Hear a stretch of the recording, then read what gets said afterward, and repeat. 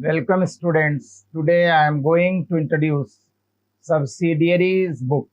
आज का हमारा जो टॉपिक है वो सब्सिडियरीज बुक्स है, सहायक बहियां, जिसमें कि हम व्यवसायिक लेन देनों को लिखते हैं।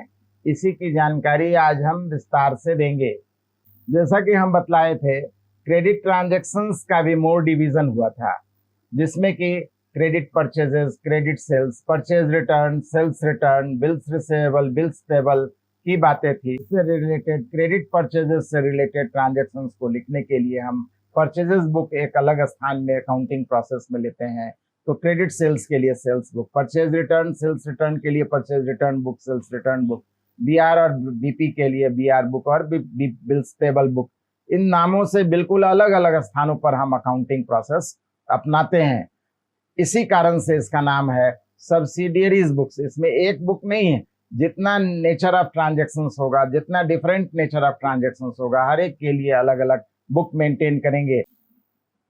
सहायक बहियों में लेन देनों को लिखने के लिए सबसे महत्वपूर्ण और याद रखने की बात यह है कि हर एक लेन देनों के लिए उनके स्वभाव के नाम के अनुसार से अलग अलग बुक प्रेजेंट किया जाता है, अलग अलग बुक बनाया जाता है।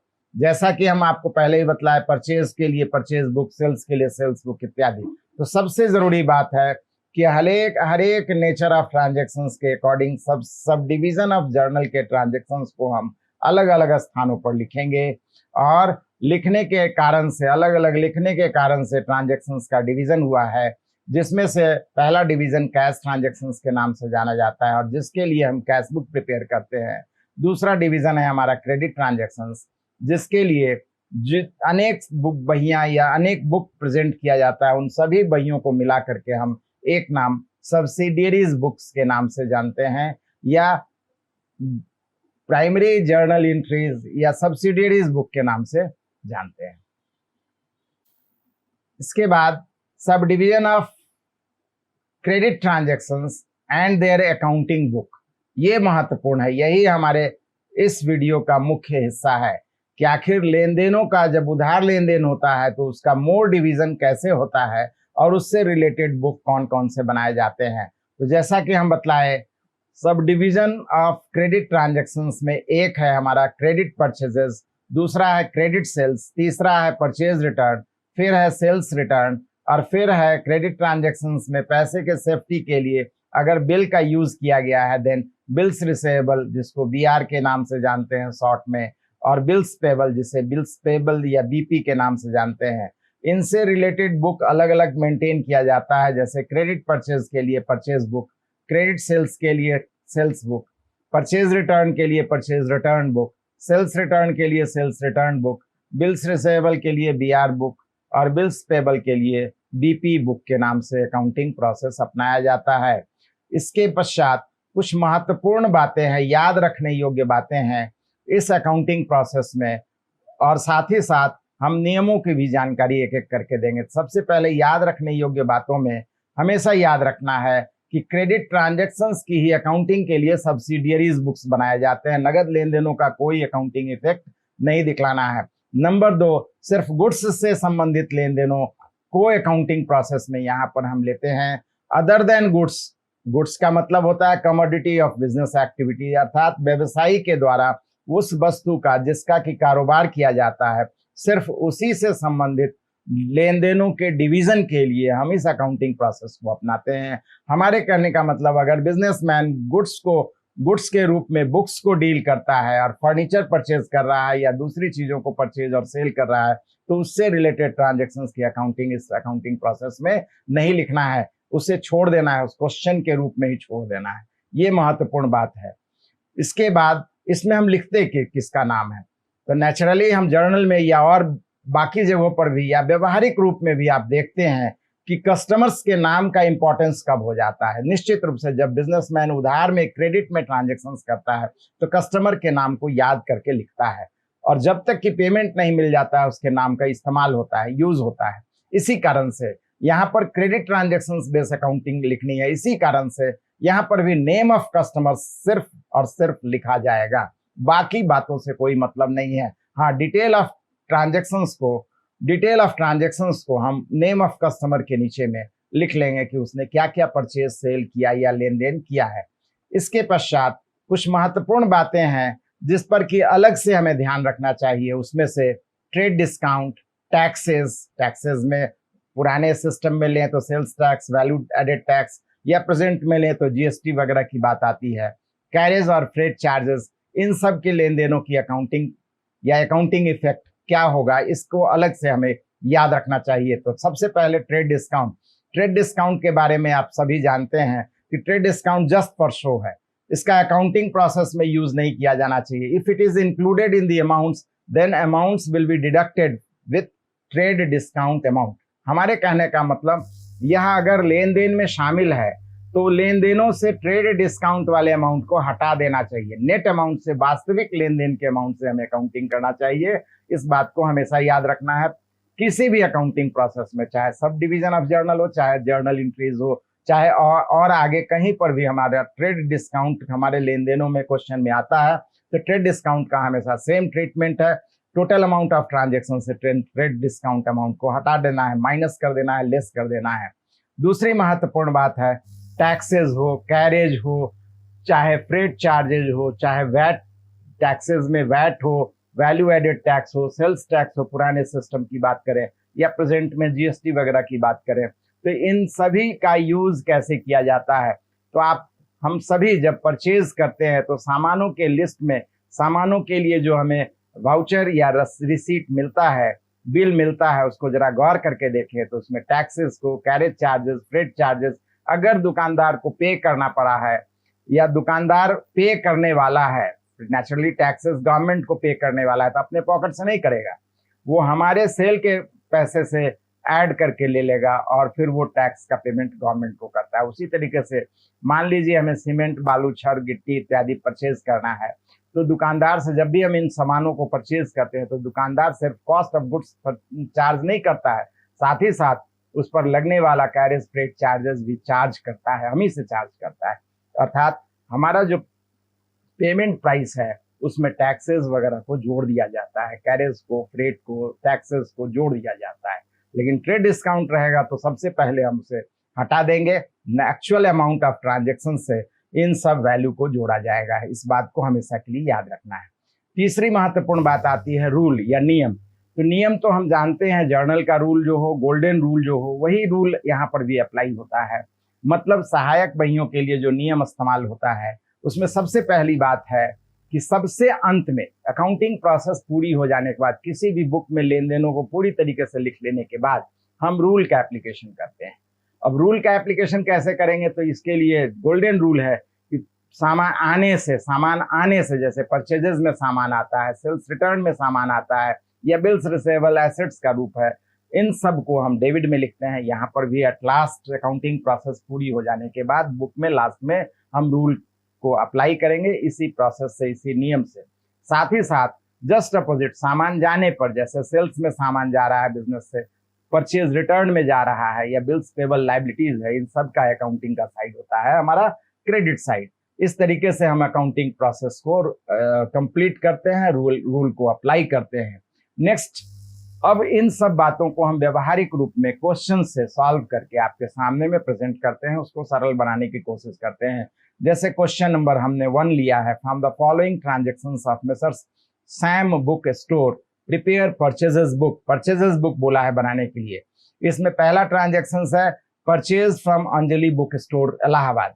जैसा कि देख रहे हैं यहाँ पर सामान खरीदा गया है अंजलि बुक स्टोर से, और ऐसी स्थिति में नाम सिर्फ दिया गया है, कैश ट्रांजेक्शंस का कोई इंफॉर्मेशन नहीं है, तो नाम रहने से हम हमेशा उसे सिर्फ और सिर्फ क्रेडिट ट्रांजेक्शंस मानते हैं। उसी तरीके से अपील 10 में दिया गया है कि कैश परचेजेस 50 कॉपीज और साथ ही साथ मैथ्स बुक का 50 कॉपीज कैश में परचेज किया है। तो हम बार बार बतलाएं, सब डिवीजन ऑफ जर्नल या सब्सिडियरीज बुक्स जो इसकी हम अकाउंटिंग प्रोसेस बतला रहे हैं उसमें सिर्फ और सिर्फ क्रेडिट ट्रांजेक्शन को लिखते हैं, कैश ट्रांजेक्शन की कोई अकाउंटिंग नहीं होगी। नेक्स्ट है हमारा purchase goods from Goenka, purchase from Goenka पुस्तक भंडार। निश्चित रूप से क्वेश्चन से साफ लग रहा है, बुक स्टोर है तो बुक में डील करता है तो बुक से रिलेटेड ट्रांजेक्शंस की अकाउंटिंग होनी चाहिए। यहाँ पर भी गोयनका पुस्तक भंडार का नाम दे दिया गया है और कोई अदर इंफॉर्मेशन नहीं है तो क्रेडिट परचेजेज है, ये भी परचेजेज बुक के अंतर्गत लिखा जाएगा। लेकिन लास्ट में जो 25th का है फर्नीचर परचेज, स्वाभाविक तौर पर अभी अभी हम बतलाया ये businessman deal in books, books में व्यवहार कर रहा है, इसलिए बुक्स उसके लिए गुड्स है, फर्नीचर उसके लिए गुड्स नहीं है। फर्नीचर परचेज की कोई अकाउंटिंग इस प्रोसेस में, इस बुक में नहीं मेंटेन की जाएगी। इसके लिए जो हम अकाउंटिंग बनाएंगे, इसका सॉल्यूशन हम देंगे in the books of messrs Shyam book store purchases book बनाने जा रहे हैं। कॉलम में जैसा कि बतलाए यहाँ पर क्रेडिट ट्रांजैक्शंस में on the day of transaction सिर्फ एक ही लेन देन का एक ही पहलू घटित होता है, इनकर्ड होता है, इसीलिए एक ही साइड का कॉलम अकाउंटिंग कॉलम बनेगा। अर्थात यहाँ पर कॉलम बनाएंगे हम date particulars, invoice number, bill वगैरह नंबर है तो लिखेंगे, नहीं तो ब्लैंक रहेगा कॉलम। लेजर फोलियो भी ब्लैंक रहेगा, उसका यूज तो बिजनेसमैन वास्तव में अपने बिजनेस के ट्रांजेक्शन को लिखने में अप्लाइड के कंडीशन में यूज किया जाता है, हमारे लिए इसका कोई यूज नहीं है। फिर अमाउंट्स की बात करेंगे तो एक नहीं कई एक सामान परचेज या सेल किया जाता है, इसलिए डिटेल को हम डिटेल के कॉलम में लिखेंगे। फाइनली जब सब डिटेल ट्रांजेक्शन आइटम आ जाएंगे तो फिर फाइनल कॉलम में प्रेजेंट करेंगे। जैसे यहाँ पर अप्रैल 1, 2020 का अंजनी से परचेज किया गया है, बिजनेस स्टडीज का 100 copy at the rate ₹200 each and accounts का 200 copy at the rate of ₹500 each. इस तरीके से अमाउंट जो आया, बिजनेस स्टडीज का 20,000, अकाउंट्स का 1 लाख, टोटल 1,20,000। और इसी क्वेश्चन में बोला ट्रेड डिस्काउंट 20%, तो इस टोटल अमाउंट का 20% हमारा ट्रेड डिस्काउंट है, तो 1,20,000 का 20% कैलकुलेट करेंगे तो 24,000 आएगा। इसे लेस किया जाता है, अभी हम बतलाया trade discount just for show है, if it is included in amount naturally इसे हम लेस कर देंगे, हटा देंगे। नेट अमाउंट जो ट्रांजेक्शन्स का निकल करके आया 96,000, वही हमारा एक्चुअल अमाउंट ऑफ ट्रांजेक्शन्स है। और हम इसमें अगर कोई कैरेज फ्रेट चार्जेस है तो ऐड करेंगे, जैसा कि इस क्वेश्चन में 200 कैरेज चार्जेस है, ऐड करने पर हमारा total final amount, final figure आ गया 96,200। नेक्स्ट कैश परचेजेस है, जैसा कि हम बतलाया कैश परचेजेस की कोई अकाउंटिंग यहाँ नहीं होती है। नेक्स्ट है हमारा परचेज फ्रॉम गोयनका पुस्तक भंडार, क्या क्या खरीदा है तो सीए है 50 copies of books 100 rupees each, 5,000 rupees से। इकोनॉमिक्स है 200 copies of economics books at the rate of ₹300 each, इसका मतलब हो गया 60,000। Total amount of purchases 65,000। यहाँ पर कोई ट्रेड डिस्काउंट नहीं है, डायरेक्ट जीएसटी है तो जीएसटी भी ऐड कर दिया जाएगा। टोटल अमाउंट आ गया हमारा 65,400। और फाइनली टोटल अमाउंट, इसके बाद एक और ट्रांजेक्शन फर्नीचर परचेज, जैसा कि बतलाया फर्नीचर गुड्स का पार्ट यहाँ नहीं है, यहाँ बुक सेलर है, बुक में डील करता है, फर्नीचर उसके लिए गुड्स का पार्ट नहीं है, इसलिए इसकी भी अकाउंटिंग नहीं होगी। नेक्स्ट टोटल अमाउंट हमारा आ गया, इस टोटल ऑफ ट्रांजेक्शन पूरी प्रोसेस या पूरे लेन देनों को लिखने के बाद 1,61,600। और यहाँ पर हम रूल का यूज करेंगे, तो परचेजेस में जैसा कि जानते हैं सामान आता है इसलिए डेबिट में लिखा जाएगा, इसी कारण से पार्टिकुलर कॉलम में हम लास्ट में रूल को अप्लाई करते हुए लिखेंगे परचेजेस अकाउंट डेबिट। इस तरह से हमारा ये एग्जाम्पल कंप्लीट हो जाता है, इसका सॉल्यूशन कंप्लीट हो जाता है। अगला एग्जाम्पल जो है, इसी क्वेश्चन को सेल्स के रूप में मान करके सेल्स बुक में कैसे प्रेजेंट किया जाता है की हम जानकारी एग्जाम्पल नंबर 2 से, क्वेश्चन नंबर 2 से प्रेजेंट करने जा रहे हैं। सेम क्वेश्चन है, बस फर्क ये है वहां परचेज बुक बनाना था, यहाँ सेल्स बुक है, वहां सभी ट्रांजेक्शन परचेजेस के लिए था, यहाँ पर हमने सेल्स के लिए मान करके क्वेश्चन को बनाया है। और इसको अब हम सॉल्व करने जा रहे हैं। सॉल्यूशन में आ जाएगा in the books of mister Sam book store, और नाम आ जाएगा सेल्स बुक का। कॉलम उसी तरीके से एक ही साइड का बनेगा, और कॉलम में लेन देनों को लिखने के लिए आप जानते हैं अप्रैल 1 का क्रेडिट सेल्स है और अप्रैल 15 का क्रेडिट सेल्स है, बस उसी की अकाउंटिंग करेंगे। कैश सेल्स की कोई अकाउंटिंग नहीं होती है। और फर्नीचर यहाँ पर भी बुक सेलर है, बुक के लिए बुक उसके लिए गुड्स है, फर्नीचर नहीं, फर्नीचर सेल का कोई अकाउंटिंग नहीं अपनाया जाएगा। इस सारे का डिटेल दिया गया है, 100 copies business studies at the rate ₹200 each. इसी तरीके से अकाउंट्स का 200, सेम क्वेश्चन है जो प्रीवियस एग्जांपल में लिए थे, बस फर्क ये कर दिए हैं कि परचेजेस की जगह सेल, इसलिए अमाउंट टोटल आ गया हमारा 1,20,000। इसमें ट्रेड डिस्काउंट है तो ट्रेड डिस्काउंट सबसे पहले हम माइनस करेंगे, माइनस करने के बाद 96,000, कैरेज चार्जेस 200 तो 96,200। उसी तरीके से कैश परचेजेस की कोई अकाउंटिंग नहीं होगी। गोयनका पुस्तक भंडार से परचेज किया है, सीए का 50 कॉपीज 100 ईच, और इकोनॉमिक्स का 200 कॉपीज 300 ईच, मतलब हो गया 65,000 टोटल अमाउंट। इसमें जीएसटी ऐड कर दिए तो 65,400। और नेक्स्ट 25 का फर्नीचर सोल्ड, जैसा कि बताया फर्नीचर, यहाँ पर फर्नीचर में डील करने वाला बिजनेसमैन नहीं है, इसलिए फर्नीचर की कोई अकाउंटिंग नहीं होगी।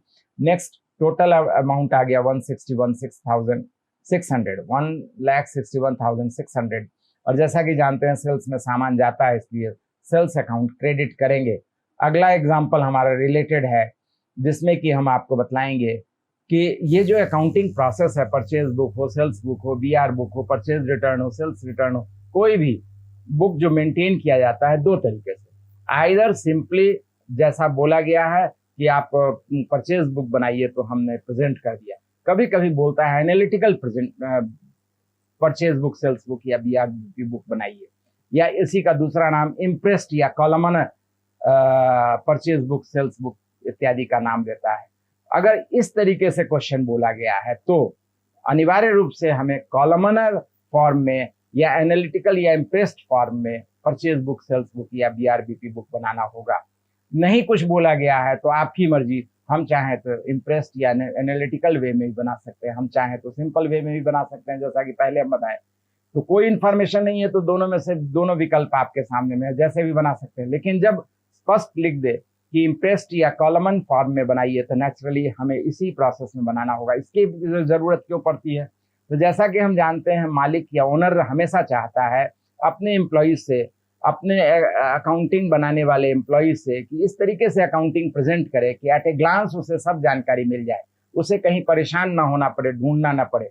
अभी तक हम डिटेल ऑफ ट्रांजेक्शन जब भी नीचे में लिख देते थे, नाम के नीचे में, और उसके कैलकुलेशन वगैरह को हमें करने में फिर अलग से मेहनत करना पड़ता था, कठिनाई होती थी और ट्रांसपेरेंट नहीं रहता था, उतना स्पष्ट नहीं दिखाई देता था। इसलिए हर इंफॉर्मेशन के लिए एकदम अलग अलग कॉलम बना करके जब हम अकाउंटिंग बनाते हैं, उसी बुक को हम अकाउंटिंग बनाते हैं, तो ये हमारा कॉलमन या इम्प्रेस्ड वे ऑफ अकाउंटिंग के नाम से जाना जाता है। जैसे कि हमारे सामने में क्वेश्चन है, सेल्स बुक को एनालिटिकल या इम्प्रेस्ड वे में बनाइए, तो क्वेश्चन सेम हम रखे हैं, इसी एग्जाम्पल को, इसी क्वेश्चन को इम्प्रेस्ड वे में हम सॉल्व करने जा रहे हैं।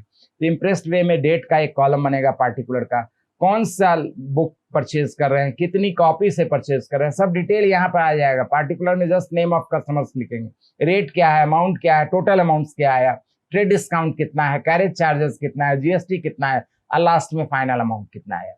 और अंत में जो टोटलिंग होगी, जब सभी ट्रांजेक्शंस को लिख देंगे तो फाइनल अमाउंट कॉलम से, बाकी कॉलम का कोई यूज नहीं रहेगा लास्ट में। इस तरीके से सबसे पहला ट्रांजेक्शन जो हमारा अप्रैल 1 का है, अंजनी बुक डिपो से दो सब्जेक्ट का बुक परचेज किया है, बिजनेस स्टडीज और अकाउंट्स का, और गोयनका पुस्तक से 25 को हमने सी और इकोनॉमिक्स का बुक्स परचेज किया गया है। बाकी जो फर्नीचर परचेज है और कैश परचेजेस या सेल्स है, फर्नीचर सोल्ड है और कैश सेल्स जो है, इसकी कोई अकाउंटिंग यहाँ नहीं बनाई जाएगी, इसलिए इन दोनों की अकाउंटिंग को हम लिखेंगे। नंबर ऑफ बुक्स जैसा कि बतलाए, बिजनेस स्टडीज 100 है, अकाउंट्स 200 है, CA 50 है, इकोनॉमिक्स 200 है, रेट्स 200, 500, 100 एंड 300 है। अमाउंट आ गया 20,000, 1 लाख एंड 5,000, 60,000। टोटल अमाउंट आ गया 1,20,000 और 60 एंड 65,000। ट्रेड डिस्काउंट पहले वाले में है 24,000, 20% के रेट से। कैरेज चार्जेस 200 है। इस तरीके से 1,20,000 में 24,000 माइनस करेंगे ट्रेड डिस्काउंट को, तो 96,000 आ गया, प्लस 200 कैरेज चार्ज, टोटल आ गया 96,200।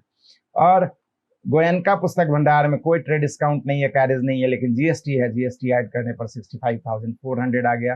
टोटल अमाउंट आ गया हमारा 1,61,600। और जैसा कि बतलाया, इसको हम रूल के रूप में अप्लाई करेंगे, और रूल सेल्स में सामान जाता है, इसलिए हो जाएगा सेल्स अकाउंट क्रेडिट। इसी तरीके से क्रेडिट ट्रांजेक्शंस में पैसे की सुरक्षा के लिए अगर बिल्स का यूज किया गया है, तो बिल्स से रिलेटेड बुक कैसे मेंटेन किया जाता है, एक एग्जाम्पल के रूप में हम उसे भी बतलाने जा रहे हैं। जैसे आपके सामने में एक एग्जाम्पल है, from the following transactions of mister Sonu prepare bills receivable book.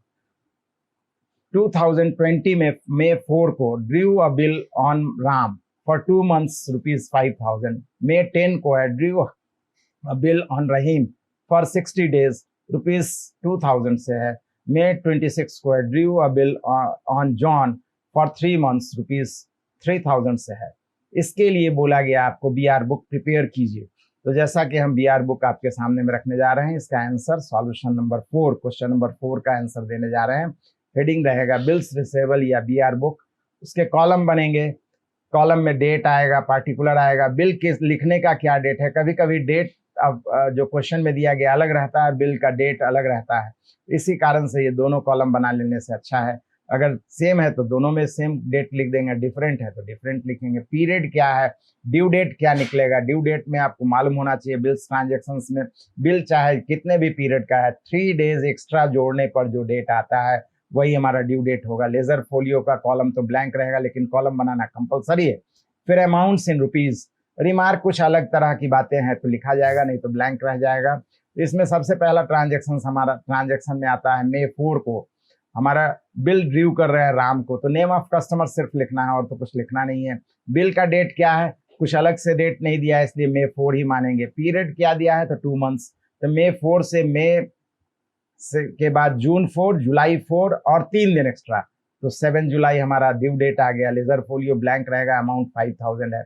इसी तरीके से नेक्स्ट ट्रांजेक्शन है हमारा May 10 को। May 10 को क्या हो रहा है, बिल ड्यू कर रहे हैं रहीम पर, तो रहीम का नाम लिखेंगे। बिल डेट भी सेम है May 10। पीरियड क्या है, तो 60 डेज, 60 डेज प्लस 3, 63 डेज हम May 10 में ऐड करेंगे तो हो जाएगा May 73। May 73 में 31 May का हटा दिए तो बच गया हमारा 43। जून का 30 डेज हटा दिए तो आ गया हमारा जुलाई 12। इस तरीके से 63 डेज ऐड करने पर हमारा आ जाएगा जुलाई 12। जुलाई 12 का अमाउंट कितना है, तो ₹2000। नेक्स्ट है हमारा May 25 का, किसे बिल लिख रहा है, बिल एक्सेप्टेंस मिल रहा है तो जॉन से। बिल ड्यू डेट क्या है, कोई अलग डेट नहीं है, इसलिए May 25 ही है। पीरियड क्या है, तो 3 मंथ्स, तो May के बाद 3 मंथ्स, जून जुलाई अगस्त, 25 प्लस 3 डेज, तो अगस्त 28 हो गया, अमाउंट हो गया 3000।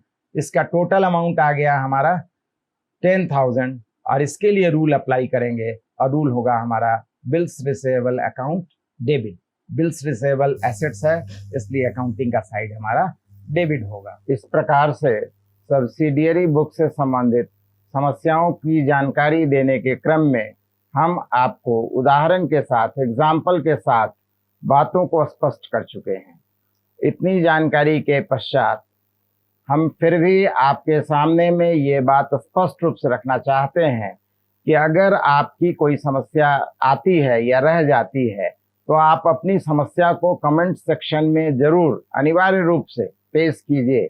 हम उसका संतोषजनक जानकारी और उत्तर देने का प्रयास करेंगे। साथ ही आप हमारे वीडियो को आवश्यक रूप से जानकार और ज़रूरतमंदों के बीच में शेयर कीजिए, लाइक कीजिए और सब्सक्राइब कीजिए।